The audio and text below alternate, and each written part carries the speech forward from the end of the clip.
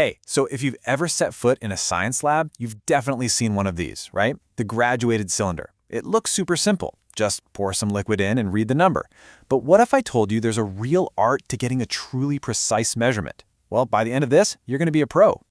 So here's our game plan to level up your skills. First, we're going to look at why this tool is trickier than it looks. Then we'll learn how to decode its secret language, how to conquer that weird curve the liquid makes, and then the pro move, estimation. Finally, we'll get into why all this precision is such a huge deal in science. Okay, take a look at this. Is the volume here 45 milliliters or maybe 46? Well, the surprising answer is it's probably neither of those. And knowing why is the difference between a good measurement and one that's, well, completely useless. All right, let's start with the tool itself. I know it looks like a simple measuring cup, but there are two common villains kind of lurking in the shadows, just waiting to mess up your results if you're not careful. So let's unmask them. First up is this thing called the meniscus. You've totally seen this before, right? It's how water kind of clings to the sides of a glass.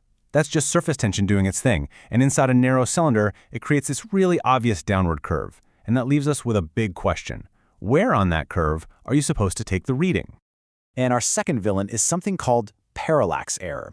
And trust me, this is a super easy trap to fall into. It's basically what happens when you look at the measurement from an angle, looking down from above or up from below. Your line of sight actually changes where the line appears to be, tricking you into thinking the volume is higher or lower than it really is. Okay, so we know our enemies. Now, let's get the skills to beat them. The absolute first thing you have to do, before you even think about measuring, is to decode the scale. You can think of it like learning the secret language that's written on your specific cylinder. And luckily, there's a really simple four-step way to do this. First, just find any two of the big numbered lines. Second, subtract the smaller number from the bigger one. Third, you count the little spaces, the intervals, between those two lines. And finally, you just divide the difference in volume by the number of spaces you counted. Let's make that real. Say you see the 40 and the 50 milliliter marks. Okay, 50 minus 40 is 10 milliliters. Easy enough. Now you count the little spaces between them, and let's say there are 10. So you take that 10 milliliter difference, divide it by the 10 spaces, and you get 1 milliliter for every single line. And boom, just like that, you've decoded the scale. So now we know what each line means, but we still need to know exactly where to read it. This is where we master the technique to tame that meniscus and get rid of that pesky parallax error for good. These are the three golden rules, non-negotiable. First, always put the cylinder on a flat, stable surface. Don't hold it in your hand. Second, you have to get down to its level. Lower your head so your eyes are looking straight on at the liquid. And third, this is the big one, for water and most liquids like it, you always read from the very bottom of that curve. And just think about it for a second.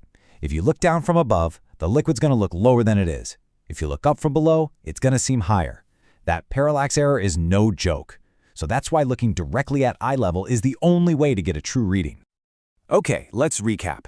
You've decoded the scale. You're reading the meniscus at eye level. You are so close. Now it's time for the final skill, the one that really separates the beginners from the pros. It's all about learning to read between the lines. Here's the key takeaway.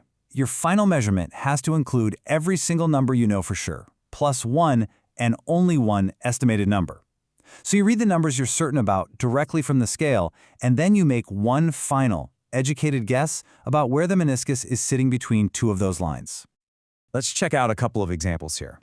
So on a big 100 milliliter cylinder, each line is probably 1 milliliter. That means you're certain about the ones place. So if the water is past the 52 line, you know for sure it's 52 something. Then you estimate that next digit, the tenths place, and you might get a reading like 52.9 milliliters. But on a more precise 10 milliliter cylinder, the lines might be every tenth of a milliliter. In that case, you're certain down to the tenths place, and you estimate one more, to the hundredths. That could give you a reading like 4.73 milliliters. See how that works? And this is so important. What if the bottom of the meniscus lands exactly on the 50 milliliter line? You don't just write down 50. No way. You have to write 50.0. That last zero is your estimated digit, and it's a critical piece of information. It tells everyone who reads your work that you measured precisely to the tenths place, and the value just happened to be 0. So, why do we go through all this trouble? I mean, what's the big deal? Well, in science, a number is never just a number. It's a piece of data, and the precision of that data tells a story about how carefully you worked. That's the real power of a perfect measurement. So just remember this. Writing 50.0 milliliters instead of just 50 isn't being picky. It's a form of communication. It's a statement that says, hey, I use this tool correctly, I understand its limitations, and I am confident in this measurement to the nearest tenth of a milliliter. That's the mark of a really good scientist.